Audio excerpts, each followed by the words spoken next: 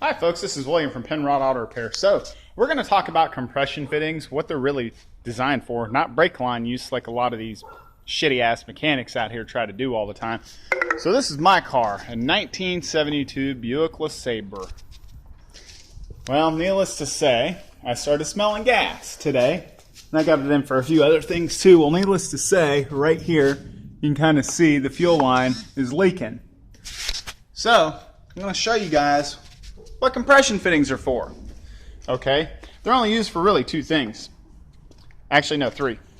Air pressure for air brakes. Okay, that's perfectly acceptable because it's air operated. The pressure is only about 100 psi, which is what they're rated for.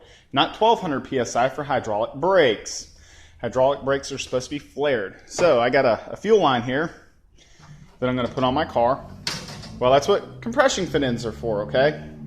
Fuel lines, oil lines, and air brake lines. Only air brake, oil lines, and fuel lines. So what I'll wind up doing is I'll go over there and cut that fuel line off with a tool that I got designed for cutting steel lines. And then we'll wind up slipping the fittings on, which come off here, on the other end of the line. And then it'll tighten up, that fitting will tighten up to here. And we'll tighten it down really good and tight. And once they're tightened down, you should have no fuel coming out of that line. That's what's important. So again, that is what compression fittings are designed for. They are not designed for brake use. If you actually look at the box in the parts store, it says right on it clearly, not for brake line use. A lot of these mechanics out here are so-called backyard mechanics. Try to do this all the time, and it's going to get somebody killed. So yeah. Stop using them. Buy a flaring tool. I've got one.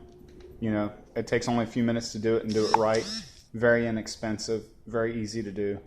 If you don't know how to do it, message me. Hell, I'll even make you a video. And if you're here in Detroit and you don't know how to do it and you want to stop by, go pick up a piece of brake line, pick up a couple fittings. Hell, I'll even take the time to show you how to do it. So that way you're not out here possibly risking somebody else's life. Thank you for watching my video.